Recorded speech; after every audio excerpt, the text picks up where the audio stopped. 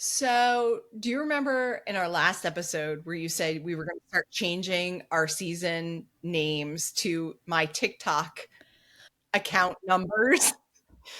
So, here's where I tell you we are now on season 16, baby.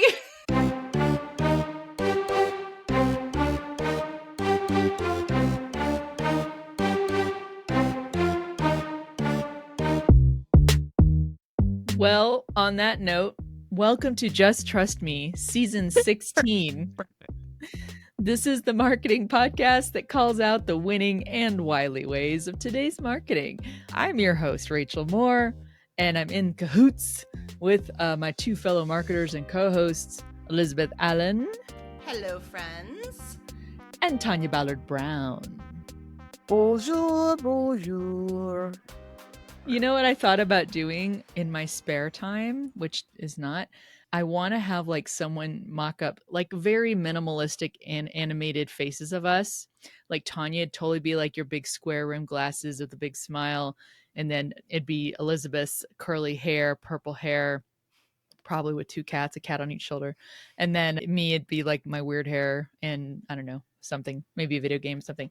But we have some really good one-liners from the show and just like having them put on t-shirts and, you know, on Shopify and let people buy them. I think that'd be fun. Anyway. You just peed on my rug. Bean, how is our intern so poorly behaved already? If she were at a real job and she was an intern, peeing on the carpet in the office would be frowned upon. Evidently not. She chose the rug in the bathroom, which is one that she's seen me wash. Of course, I'm attributing all this intelligence to this dog. But also, there's a puppy pad up here that she could have used. So, and I saw her when she went in there. I told you she jumped down. And I saw her when she went in there.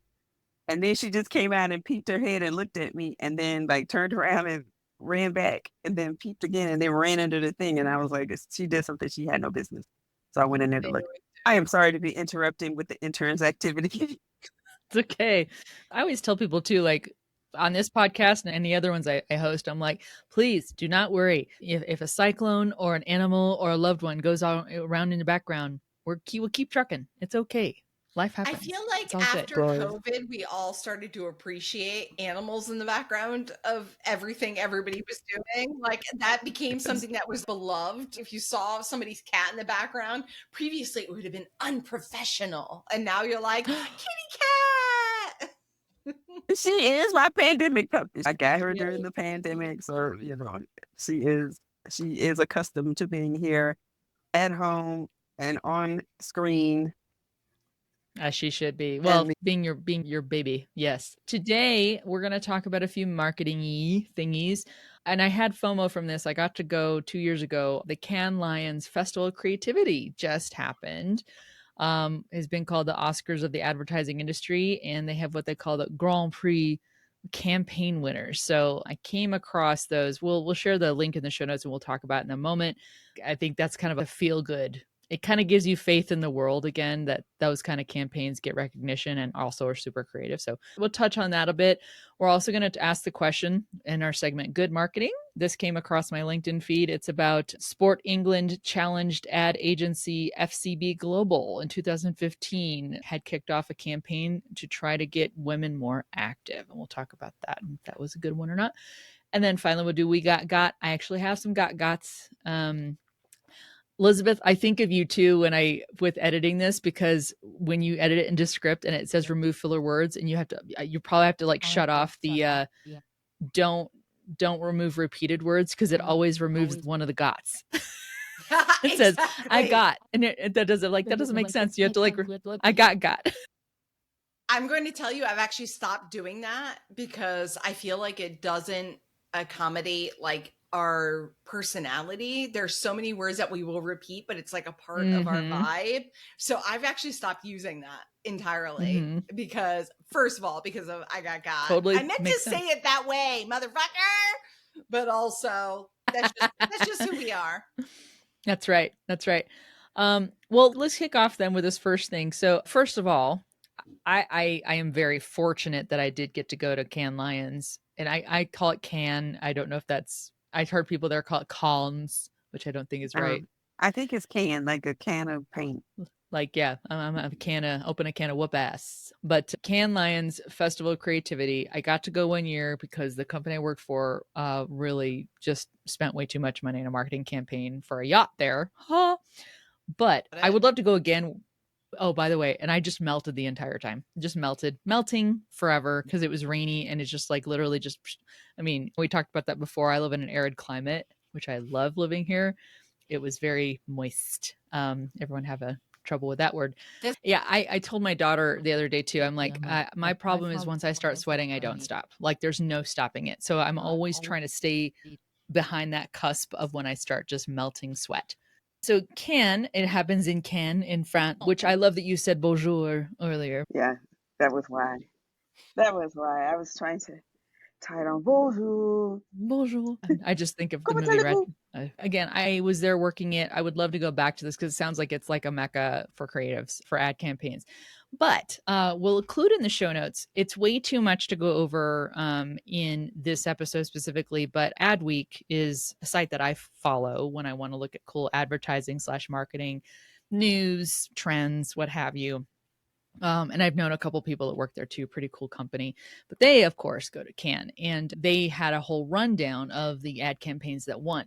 And I really encourage you, like I said, that the links in the show notes, but if you want to feel good about the world a little bit and also just about really cool creative campaigns, that'd take you a good half hour to 45 minutes to go through and just watch each one, and it kind of describes what each one does. There are themes about sustainability, gender equality, food deserts, trying to solve those, all those kind of things. And then of course they have the ones that are like, this was just sheer creativity, it was pretty cool.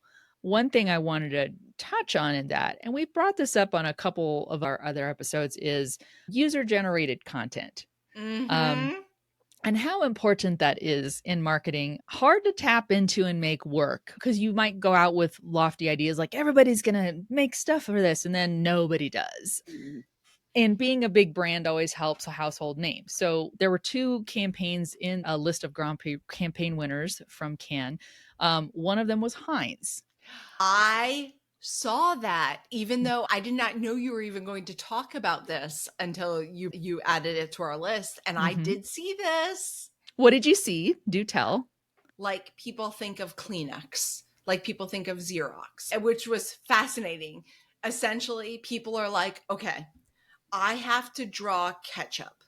And every single person drew a bottle of Heinz, which is the marketer in me got all like goosebumpy because I was like, that's genius. Like, of course, of course. I thought that was beautiful. And it took me back to all of those things that we talk about where you're like, there are some sort of words and some sort of products that we associate with a particular brand, even when it's not associated with that brand, it's not a part of that brand. So watching, there were people who were drawing ketchup bottles. They were all drawing ketchup bottles, and every single one of them was a bottle of Heinz ketchup. And I thought if I were Heinz, I'd be like, we won. We did it. Woohoo, Good job, right? everybody. We did it. Exactly. Like we don't need to do anything else.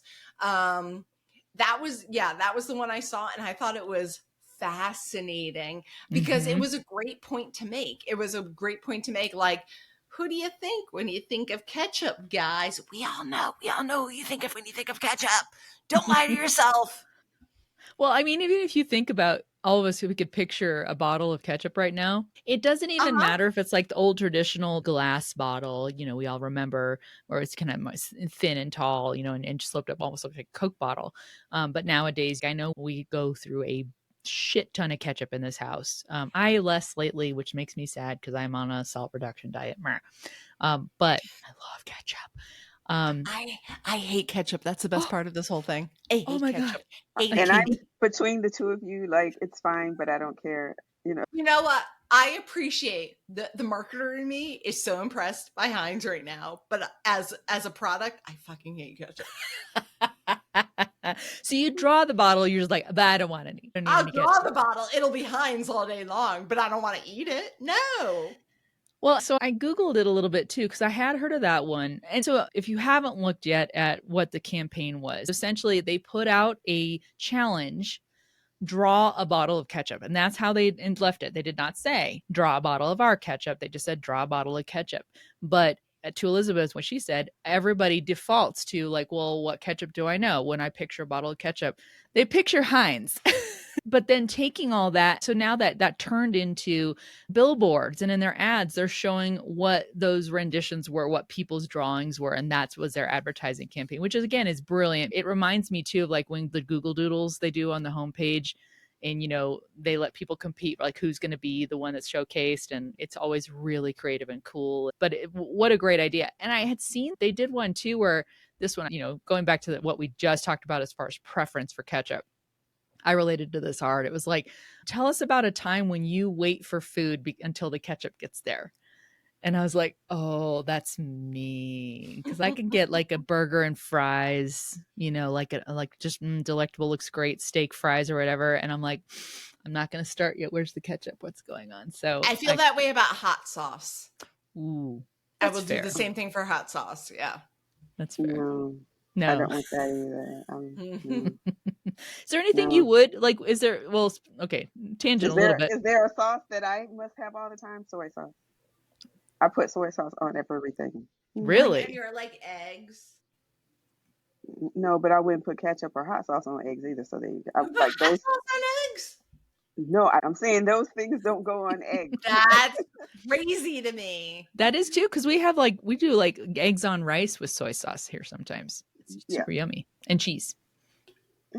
I eat it, but I eat a lot of ramen and udon. Yeah. Udon. I like the umami of soy. I like the umami of soy and tamari. I do too. So I go through a lot of soy sauce here. I have a thing of ketchup that's been in there for a very, very, very, very long time. But I also don't eat French fries at home, so there's that. Like that's something I'm buying out somewhere. The hot sauce thing became an issue when my family and I were in Ireland and England over the last couple of weeks because that's not. You didn't have it in your purse, girl. I didn't. And it's not readily available. I think at one of the very last like hotels we were at before we left, they had hot sauce, and it brought joy to my life. My husband and my daughter were like, "Why are you so sad?" I'm like, "There's no fucking hot sauce anywhere to be found in this country. I can't have hot sauce." And there wasn't. And then finally it was like I swear to God, one of the very last meals we had before we left England finally had hot sauce there. It was like basic Tabasco, which like Tabasco isn't my favorite, but I'll deal with it. You were like, you were not discriminating at that point. But that's when you ask like, what is it like where you'll wait to start eating a meal until a certain condiment comes? Mine is always hot sauce. I need to make sure so we have a hack for that. My husband, there's a Danny Cash store near us, and he has a vial of ghost pepper salt on his keychain.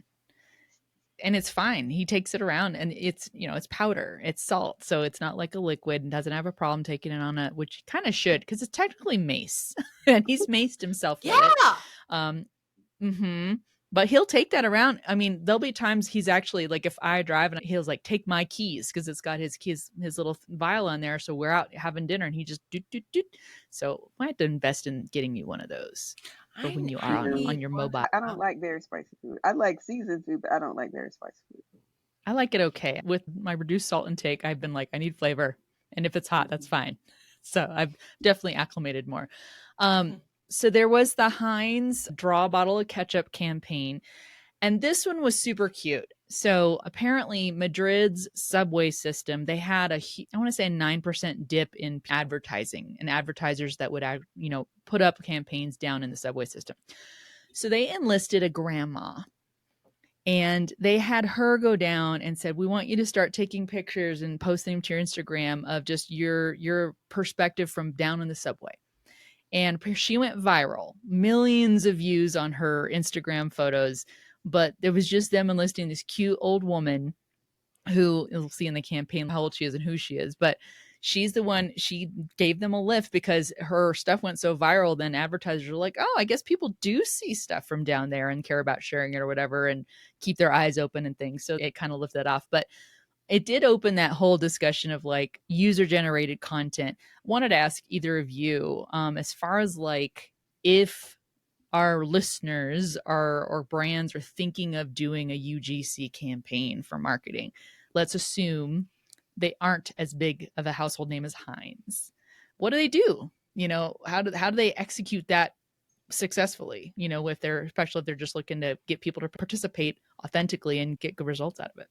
I mean, they need to come up with something that's fun and well, first, ideally, they know who they're trying to market their product to, whatever that is, and then Mm-hmm. it needs to be something like ideally fun. If you want me to do Mm-hmm. it, this is my thinking. This is my non-marketer, but I talk to marketers a lot. Thinking audience. Keep this in mind. Mm-hmm. um, and then I would take advantage of wherever they have gathered their audience, social, if it's on Instagram or whatever, start there. And I'm thinking of small businesses, not like smaller than Heinz business. I'm thinking of small, like community based businesses who are just trying to grow their audience, grow their customer base or whatever in their city or town, Mm-hmm. because my assumption is their budget is likely limited. So they really do have to be more creative. So Yeah. I think come up with something that is fun. What that fun thing is, I don't know, but maybe, I mean, cute babies. All people seem to like babies and animals, cute animals. So do something with a dog that doesn't pee on your bathroom rug. Agreed. Oh, sorry. And speaking of animals, my cat's trying to claw at me. Elizabeth, what about you? So my thought is that reliable narrator is the name of the game, right? So Mm. you have to be very careful about somebody who has done a ton of product placement advertising before, right?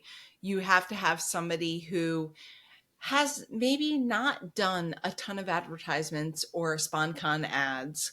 You need to make sure that those are the people that you're focusing on. So, like, for example, I'm just going to say, and this is not anything to say against her, but like, I'm talking about TikTok in this world, Michaela. I would not do it with Michaela Nagara, right? There's a lot of things with Michaela that, might not be seen as wholly authentic. Is that the Twa lady? No, no, Okay. no. She had a bunch of things with mascara where she was promoting mascaras, but like she clearly had a bunch of falsies on while she was Okay. putting mascara on the Oh. falsies. That was a whole thing. So, you have to have somebody who has enough following that they're interesting, but have not had enough situations where they have come across as being just like they're trying to pander to people, right? And if I'm thinking about like TikTok itself, there are a lot of people who, okay, so say we're talking in the beauty space, people who are Mm-hmm. in the beauty space who have not done anything, they haven't done a lot of advertising. These are the people that you would want to use. When you were talking about TikTok, it reminded me of how like Megan Thee Stallion would do those dance things. So everybody would do the TikToks, and of course the one that sticks out is well, there are two. Body yada yada yada yada. So then we Yeah. had all these body yada yada videos, and we had all the what's the other one that people were doing? And there was that whole joke about what did you learn during the pandemic? And the kids were like, I'm a savage, wretched, Bougie, ratchet. bougie. What's happening? What's happening? And that made a lot of people more aware of Megan Thee Stallion than probably before, just because we were all captive. And what else do we have to do but get our families together and do these TikTok dance videos? And I forgot the body challenge. That's what it was. It was like the body Oh. challenge. That's the one that sticks out to me. Like body yada yada. You've never seen me on TikTok doing any dances because I don't have that kind of rhythm. I'll hush now. But when you said that, talking about working like with an influencer, certainly everybody doing body yada yada made us all know that song and know Megan Thee Stallion, and she Mm-hmm. did nothing but do Hmm. her own video and viola. Yeah, and as somebody who's a big reader, I'm big into again the reliable narrator. You have to have somebody who is seen as a reliable narrator, somebody who we might think cares about the product we're talking about. So a lot of times you get some of these campaigns where you're like, this person literally doesn't give a shit about whatever they're talking about. And we all know that because of given who they are. So reliable narrator is a big one for me. People who I feel are more apt to actually use the product I want to sell. And so regardless of whether or not they're lying about it, I would just look to those people to use that product over anybody else. Yeah. Yeah. And my thing would be ease of adoption or ease of participation. You know, like so where I'm assuming they probably did this through restaurants maybe and stuff like that, partnered with restaurants and said, you're here anyway, draw a bottle of ketchup. When you're just sitting there, if you're just sitting there waiting for your food, sure, I'll just draw a bottle of ketchup. But if you're just like trying to catch me in the middle of the day, like just, hey, you want to draw a bottle? No, I'm busy. I'm going to go somewhere. Yeah. So, and that's just like one example. But I think too about going to events where, hey, do this, be part of this. It's super easy. And I'm a big fan of QR codes. Don't care what anybody else says, marketing out there. Obviously used correctly, super easy to scan. Although I know we talked about that and Tanya's like, no. No to those QR codes, but I'm a fan. So we go to Avalanche games, our local hockey team, and they'll do that a lot of times. You're not that old. My old lady, like I like how she likes to pretend she's older, so much older than the two of us. I know. I'm old. I got old lady ways. I have old lady. I got my cane, and I'm just kind of like trucking along with my cane. She put her teeth in just for this podcast. Tanya. I got my old lady ways. Tanya, you know we all can see you, right? You sound stupid. Exactly. Okay, Tanya, how old are you? Not an age I'll ever say out loud on any public platform ever. I believe you're like a little under 10 years younger than me. And you definitely do not look it, because also I don't have that melanin. The lack of melanin has fucked me. So I don't look as good as well, you do. But you know what? The other thing is that long ago I got sunburned, and because of that, I just didn't know, brown folk could get sunburned. You do. I did. And from that point on, I probably overdid it, but I would slather the sunblock on. That's smart. Mm-hmm. So I wasn't even getting the little bit of sun that this little bit of sun damage I probably should have at this age. I didn't get because I was so thickly covered. I had to have this discussion with my daughter recently, because she was like, so people of color don't get sunburned, right? And I'm like, no. Everybody should still put sunscreen on. Like, we had a whole discussion about it. It's like, your pasty ass, though, is just more likely to get sunburned. The spectrum. There's a spectrum. A Black person should still put sunscreen on, but their melanin is definitely going to protect them a little more than you and I.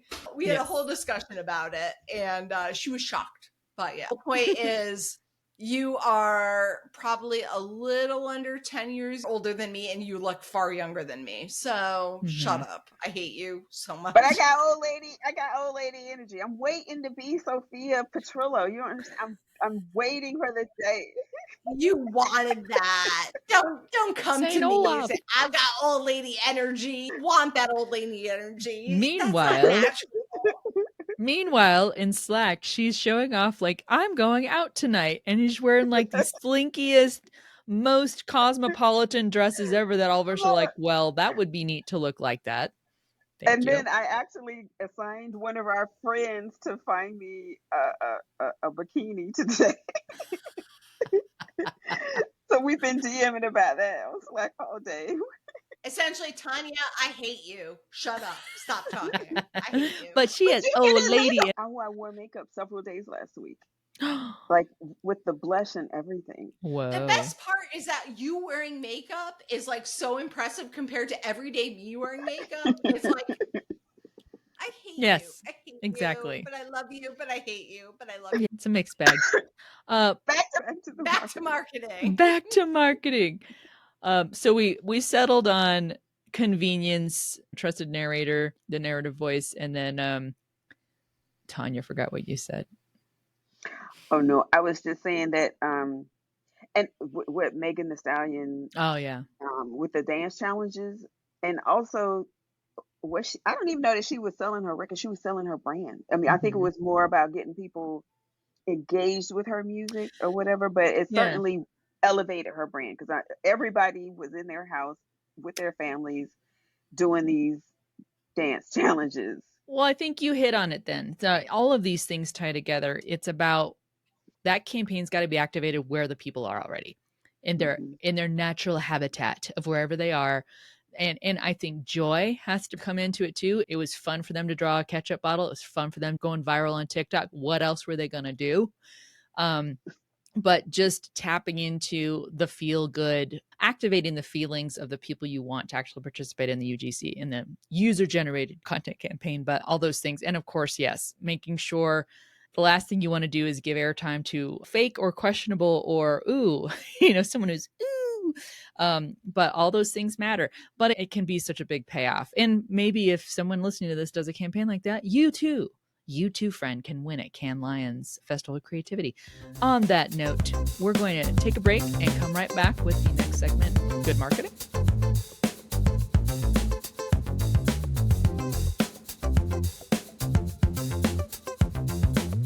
And we're back with the next segment, Good Marketing. Tanya, I'm actually going to pivot to the thing you shared on Instagram because I had something, but it's from 2015, which is old. We can share it in the notes if we want to, but would you like to describe what the thing is that you shared on Slack? What happened was this morning during my feed, I got like back to back, really, really. Usually, I kind of see a thing that's good, and then there's like 4 or 5 things I don't care about that I scroll right on past. And it was like back to back. The algorithm was just serving it up today. And one of the things was this little video with this man on a bicycle, and it was like something in Tuscany. And he rode a bicycle, and there was a couple of images, and then it just went away. Now I watched this like 4 or 5 times because I was trying to figure out, well, what is he selling? Like, is he selling that bike? Is he selling that suit? Is he selling tours to Tuscany? And what it made me do was then I went and looked in the comments, and other people were saying, well, what are they selling? And finally, someone said perfume, and I said perfume, perfume. Okay. Let me break in here. I just started watching this, and there's nothing in the first like 3 seconds of this ad that makes me think they're selling perfume. Nope. Well, the thing about that link that I shared is the longer version of the ad, which I think at some point does get to we're selling you perfume. What I saw, I guess, was they boosted it, and maybe with the boost you only get a few. Because at some point they said go see the whole ad in our bio, but I was like so flummoxed because I was like, what are they selling? I mean, I like this. If I didn't like it, I probably wouldn't have spent that much time with it. But I was like, what are they selling? Like, I want to go on this trip, or like, who is this man? Like, what is happening here? That's exactly it. Okay, this man is riding on a bike, and then he's passing by some kids who are eating some like oranges, and nothing is giving perfume sales. Is in a full suit. Essentially, yeah. And then he's walking around like he seems like he's at medieval times, but I know it's not medieval times, but that's what it looks like. he is selling perfume. And the other thing that I think, is the ad said we're always sold out, so you have to get on the list to be able to buy this thing that they were selling. Which what is it? Well, you went and looked and found out it worked. I did because I was like, what is he selling? I need to know. I must know. So I did not sign up on this list though, or for perfume because I didn't want any of that. You know what I wanted? I wanted whatever that trip was that man was doing on that bicycle. I want them to sell me that. Well, it starts off too. Yeah, they start out like it's a Tuscan summer. Like that was the first thing I saw. I'm like, I'm going to watch this because it looks just marvelous. And you see the countryside and the flowers. They are super cinematic with the, like, you see like the fan blades, with the little Beautiful. fruit in the background. And yep. And it just looks like, oh, is this a vacation that you're planning for? I would have assumed it was tourism, frankly. That's And exactly where my mind went. And then the other people were like, "What is it? Is it still on a bike, or is this the suit?" You know, like what? And I hadn't even considered any of that because I thought, "Who is this man?" Because he looked vaguely familiar. So I'm like, "Well, I want whatever that is he's doing because it looks fun." so that has me asking, when we see marketing like this, where they make you like work for it, right? Like where it's not super clear what they're trying to sell. How often are people buying what they end up selling? I'm very curious about Mm, that because I can see myself, for myself personally, I would be intrigued by the beauty and the aesthetic of this video. I would then go to look to what they were selling, and then not in a million years would I ever actually go ahead and buy the perfume, right? mm-hmm. Like I would just be like, oh, they sold me an experience, a moment in time, but like, am I buying what they're selling after this weird cinematic adventure that did not make it obvious what they were selling? Well, I don't know that brand, so I'm not going to be buying perfume I haven't smelled, already smelled. So there, that was off the table to begin with. Maybe if I had, maybe if it was if it was Tom Ford, I love him. I'm just going to assume I like it because I know Tom Ford, the man. I mean, look at him. Like, surely whatever he's selling got to smell good. You know what I'm saying? Cause Tom Ford, But I didn't know this brand, so I'm like, I mean, I'm more aware of it now. If it's sold in an actual brick and mortar somewhere, I'd like to smell it, but I'm never going to get on a list to buy some elusive something I've never even smelled before. Like that just was not going to You happen. know, So I'm there you go. curious too. I mean, a couple aspects to the ad, and I'm reading this from the caption on Instagram. So And apparently, that caption wasn't there on the thing I saw. oh, there you go. So Yeah. it says, this season's short film, apparently they do this more times than once. Accompanies folk singer and nature appreciator Sam Lee. His handle is Sam Lee Song on Instagram. On a journey, da da da da da da da. Okay, we filmed Sam on a journey of curiosity, singing the folk song of nature adoration, Sweet Lemony. I have no idea what that song is. Um, Amid the distinctive landscape. So I just wonder too. They're playing off of somebody who I'm assuming is known locally as a singer, and then maybe a well-known song. So there, it seems like they're very much. And then of course, I mean, this is a big budget um, Hmm. production on the video. I mean, all the B-roll and the different landscapes and following and everything. But they certainly are tapping into a very specific reaction from audiences. I mean, at most, Tanya, you're not going to go buy the perfume, but you're sharing it because you're like, this was a beautiful film. It really was. Yeah. I went somewhere with it, man. I was like, okay, I'll go. How do I go? Where are we going? Well, that might be it. I But mean, yeah. but how many times do you like share this film because it's beautiful, and does anybody know that it's hawking a scent, a perfume? Because I can't tell that even from this what I've watched here does not tell me that it's hawking some sort of scent Well, it's or interesting. perfume or cologne. Yeah. Well, Well, I don't know this brand, and I guess now that based on the caption, I guess they do these like this is this year's. yeah. Okay, you have to know to look out for this company's ad, that it's going to be, this is going to be the ad, and this is Mhm. and it's going to be hawking a particular scent in this new season. You know what I think of? But anybody else would watch this and be like, it seems like a lovely jaunt in the Italian Now, countryside. Like, And maybe it's not for us. Maybe that's the point. It's yeah. not meant it's not meant to attract new people purchasers. It's meant they've decided who their folks are. Their people know them. They're in a niche and buy this. You know what it makes me think of? maybe. This is in no way on the same level of what we just saw and totally different industry. The Budweiser Super Bowl commercials. Like every Yeah. year, I do watch Super Bowl for the commercials. I don't give a good goddamn who's playing and who wins. I don't care. I'm there for the people and the food and the commercials because I care about the commercials and I think they're interesting. But that's always everybody's like, what's the Budweiser commercial going to look like this year? Like it's a thing you know is going to happen. Mhm. So again, very loose correlation because those are in two different worlds, but you do wonder if like there is a fan base. It'd be interesting to see, like, is there a fan base just for the films? People like, I don't want to buy the perfumes, but I am going to watch the films because they're really well made. It does bring up that it's an interesting tactic and expenditure, marketing expenditure for that company. Be like, you know what? We sell perfume, but what else we do is we make really beautiful Instagram movies, you know, and they just do Yep. that. It's interesting. All right. Well, those of you who, if you are in Tuscany and do buy that perfume, please let us know. We'd love to get a whiff and see if it's actually, if it transports us as the video did. So we're going to take a break and be right back with We Got Got.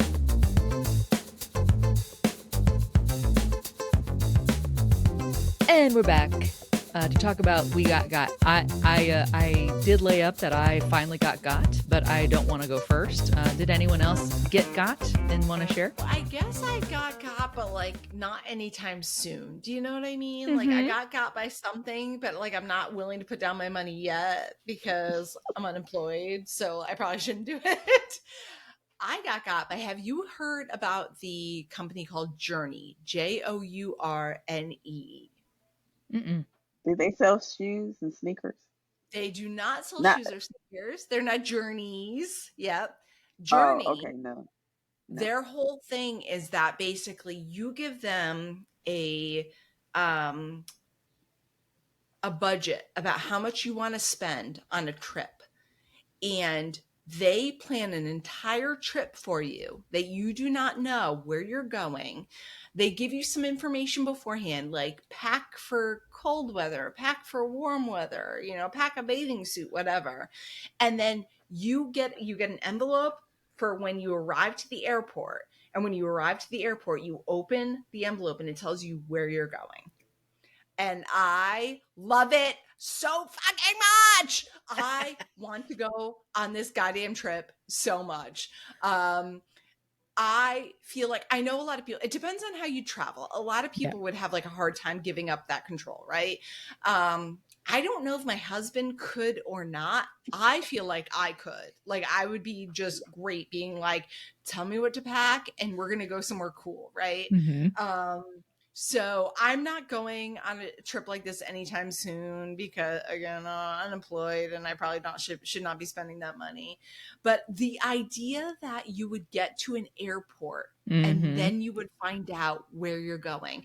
And like some of these trips are like Croatia, Romania, Greece, like that is so cool to me. And I Yeah. love the concept so much that in my heart I got already. It's in there and it's burrowed deep and it's going to stay there until I can afford to do it. But I think that's the coolest thing. Mm-hmm. And again, I know not everybody has the ability, like everybody travels differently and not Yeah. everybody can give up the control to do that. I fully feel like I could. I would. I feel like I would have to convince my husband to like push through on that. Or I feel like just he would take have a some of hard your time. friends that if your husband doesn't want to go. Yes. Exactly. That too. Mhm. Yeah, exactly. But I personally, I would like tell me where to go. Tell Yeah. me where to go. Just tell me I will show up to a fucking airport. Tell me how to pack and I'm good. Let's see what's Mhm. going on. And I think it's really interesting. I've seen a lot of people, I became aware of it because of TikTok Yeah. and people like doing the big reveal when they get to the airport of Oh where they're God. going. That's And like, yeah, that's yeah, easy to do. It's just like, oh my God, everybody. fast, Ah. fascinating. And Mhm. like, you get the people who are like, I kind of think I figured out where we were going, or the people who are like, I had literally no idea. I mean, I packed adequately for it based on what they told me, but I had no idea. And I think that, I don't know. I think that's the coolest fucking thing to do. So I got for something I can't got for a little bit, but I will got for it eventually. Mark my words. Nice. I love it. Tanya's already said no, she's not probably wanting to do that. It's the kind of thing I think I in my brain I'd be like, oh, that sounds so fun, and then in practice, I like they could like I don't need to choose the place. Here's what's the thing. I don't need to choose the place or the itinerary. Where it would be a problem for me is where am I sleeping? Like I just need to have more control over that part of it. Like I need to have more control over where I'm laying down and See, I and admit I am trash and I will sleep fucking anywhere. Like I wish I was a cooler, more like, a person who had higher means of like, no, I will fucking sleep anywhere. This is why I'm probably good for this thing, because I'm like, I will sleep on the side of the road. I don't care. If you tell me my hotel is under this like 7-Eleven, under the slurping machine of this 7-Eleven, I will probably sleep there. Okay. She probably would. But But she'd have a yeah, great I time. see will. all the rest of it I can do. Like if you like we're all gonna cattle cart in this smushed up plane. Okay, that I'd be uncomfortable, but I wouldn't complain.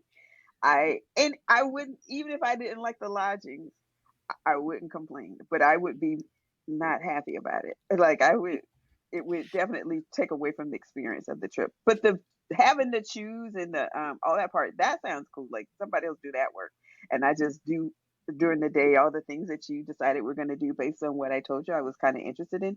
That sounds cool. It reminds me of when, okay, so my best friend, we planned her bachelorette weekend, right? And the rest of us, like, I got married so fucking long ago that we did like my parents brought a stripper into my parents' house, and that's what we did for my bachelorette because it was so long ago. But for my best friend's bachelorette weekend, her sister, we went to Fells Point in Baltimore, but we didn't tell her where we were going. So it was kind of the same thing where we told her, okay, this is what you want to pack. Like, this is the kind of vibe you want to pack for. Like, this is like the kind of weather it will be, but we're not going to tell you. And then we drove her down there. And it kind of gives me that vibe. Mhm. And I would love to experience that. And she loved it so much. Like, she was so excited that, like, the idea that she didn't have to plan anything. It was just like us figuring out exactly where she was going. And yeah, I just think it's one of those things where, like, I feel like everybody one time in life should just be like, tell me where you're taking me. Mhm. That's kind of cool, right? Yeah. Like, I would love that. I agreed. You do have to really respect and trust the people that are taking you. I get Mhm. that. So depending on how you feel about the company, Not fire. Yes, not no Fire fire Festival. Although, again, I want 7 more Fire Festivals, and I will watch every single one of those documentaries. It is. It's a train wreck. Oh my god. Oh my Dumpster god. fire. But, I get that. Like, I get that that's a tough thing for a lot of people to deal with. I think Yeah. for me personally, like, everything I've seen about the experience is like it's going to be a good high-end experience. You're not going to be like Mhm. trash in some like fucking hostel or something. You know what I mean? That I can understand that. And it's like I feel like I'm like 16 and you're like putting me in a hostel. I would be upset about that. Yeah. But everything I've seen about it is it's like it'll be a traditional hotel. It'll be a traditional food experience. They'll take you on these experiences that are like really known in that region.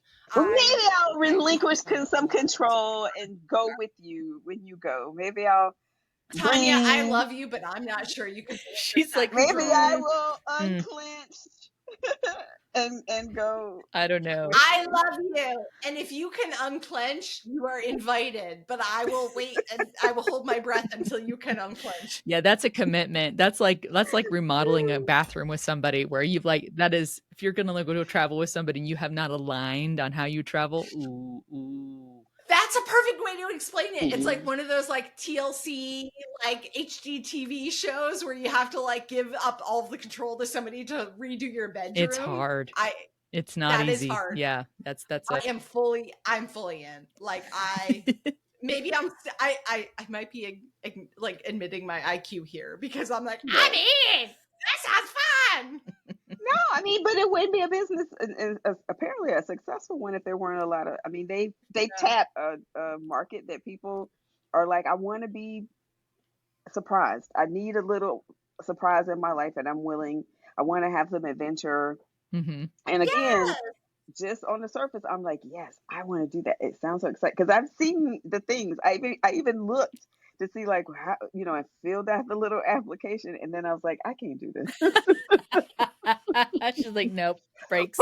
But they market well that they might lay out something that don't that, send me here. Or even if you send me to a place I've been, the experiences I'm having there are things I didn't do. So it's still some wonderment. Yeah. Like my sister and possible. I already always say about the movie Speed, but I already seen the airport. Oh my God. We repeat that every time one of us has to bring each other back to the airport. I feel like that's what I would be like if I was like, but I've been to Barcelona a couple of times. Why are you sending me back to I mean, I really, honestly, I wouldn't be mad. I'll go back to Barcelona anytime. But in theory, I would like to go to someplace different. Yes. I would totally do it. Okay, that's my got. Sorry, no, move that's on. good. Tanya, did you get got in the last week? Did you get got? I can't talk. Did you get got? Got. Did I get got?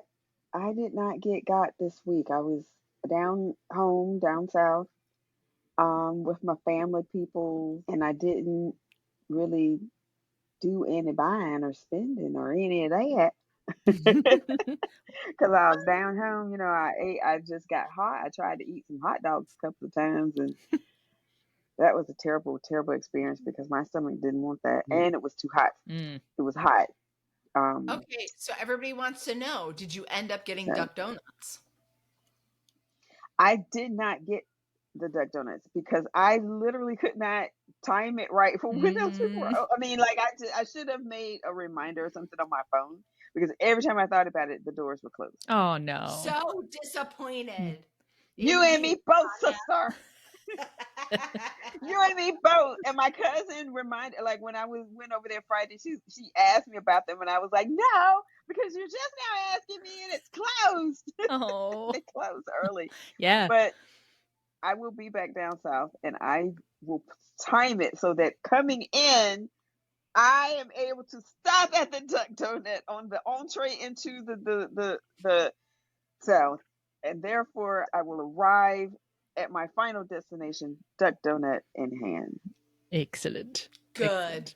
So, Rachel, I'm assuming you may have purchased a few things. I did. I have a couple to show off. I purchased way too much stuff. I have no regrets.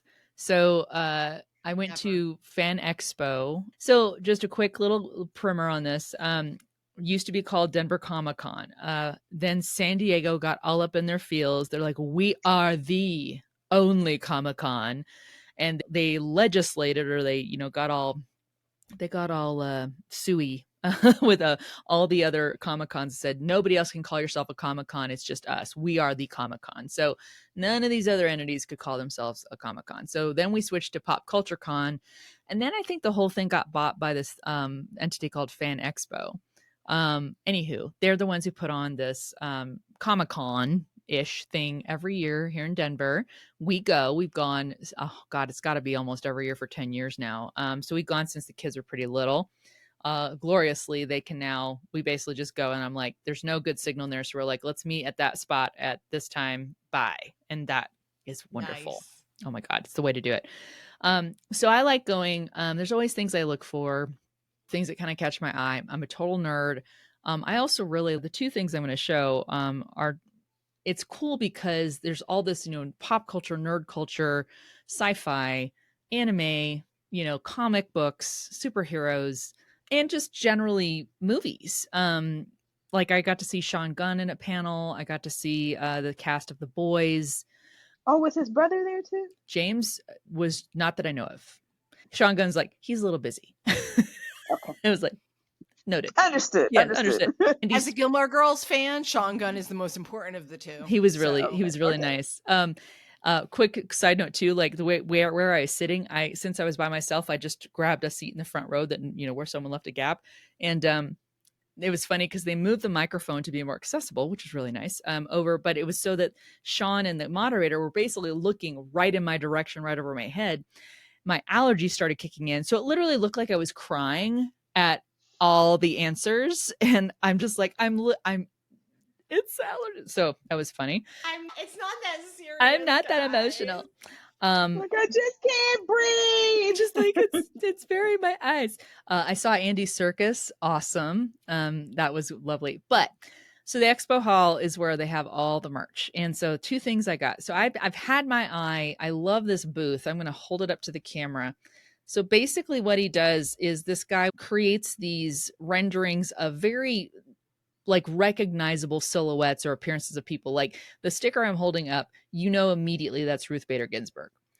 And then within their face, so instead of feature their face, he'll embed quotes or things that they had said. So I got one, and it's basically Ruth Bader Ginsburg, and it's her quote: "Women belong in all places where decisions are being made. It shouldn't be that women are the exception." So loved that sticker. I love that. Still have to decide where I'm going to put it. I'll share on our Instagram what that looks like. And then I am a Lord of the Rings fan, and one of my favorite lines in Lord of the Rings is by Eowyn saying, "I am no man." So it's wood carved painting with just some light painting illustrations, but basically, and again, I saw this a lot too. I've commented to Georgia, a lot of the art is like showcasing, and I kind of like it because it feels like you can insert yourself into whatever character it is. So this wood carving, it shows Eowyn character from Lord of the Rings standing with a sword, and the quote is, "I am no man." But her face, there's no features again. It's like a blank face. So I do like that you can insert yourself, like you can be Eowyn. And that was a theme I saw throughout a lot of the merch and the art at the whole fan expo. And of course, for those of you who don't know what the hell that quote is, it's a really key moment in Lord of the Rings in the book and the movie where basically a woman kicks a evil male character's ass. And the whole prophecy was that he's like, "No man can smite me." And she's like, "Well, guess what? I am no man." Yep. I am no man. Oh, it's so great. So, yep, I nerded out. That was not the only stuff I got. And for posterity, I did go. I cosplayed 2 days. I cosplayed another day too as Captain Janeway because I'm a Star Trek nerd. But as an adult, I wasn't a nerd when I was a kid, and I kind of regret that. But I went as Democracy Zombie. You looked good too. Thank you. It was like a really good costume. I had a styrofoam gravestone that already said R.I.P. on it, and I carved into it Democracy 1776 to 2024, and I got a lot. People were stopping me to take pictures, and they're like, right, and they're going right. And I'm like, right. I'm like inspired by actual events, and they're like, It was very. There was a lot of camaraderie around the angst, and I was like, well, at least I found some people who get it. And so yeah, it was good. It was good times, but I spent a lot of money. So awesome. That was such a cool cosplay. Like that was awesome. Thank you. Where you had like the parts of the like, Constitution on your arm. Yep. It was Declaration of Independence on my left side Declaration of Independence and Constitution on the right. So good. It was, oh my God, you looked amazing. Thank you. Also, I just want to give a big shout out as this podcast goes out. Apparently, Freedom and Humanity won in UK and France over the weekend for their elections. So there is hope in places. So for some people who have accents that I don't have. But yeah, anyway. Well, that brings us to the end of this particular episode of Just Trust Me. It's all the time we have for today. On our way out, Elizabeth Allen, where can people find and follow you? Find me on LinkedIn at Elizabeth Allen 1001. Excellent. Do find her because she is a content marketer extraordinaire who needs people to pay her to do good things. So go do that. And then Tanya Ballard Brown, where can we find and follow you? I am at TBB on all of the things. TDOUBLEB. And where is your little peeing on the rug intern? Butterbean Ballard Brown is on Instagram and TikTok, though she has not posted a TikTok in a very long time. I might let her do one soon. Okay, cool. And then you can find and follow me. Rachel has the mic, MIC, anywhere. Follow the podcast on Instagram, TikTok, and Threads at Just Trust Me Podcast. And anywhere you listen to your favorite podcast, definitely can share some pictures of pets and merch that we've, gotten by. If you liked this podcast, subscribe so you don't miss an episode, especially when we come up on season 17, signified by Elizabeth's latest TikTok account. And if you really liked it, leave us a review, because that is always good marketing. We'll catch you on the next episode of Just Trust Me. Bye, everybody. Bye-bye. Oh, wait. What? Au revoir. Au revoir, Pee-wee.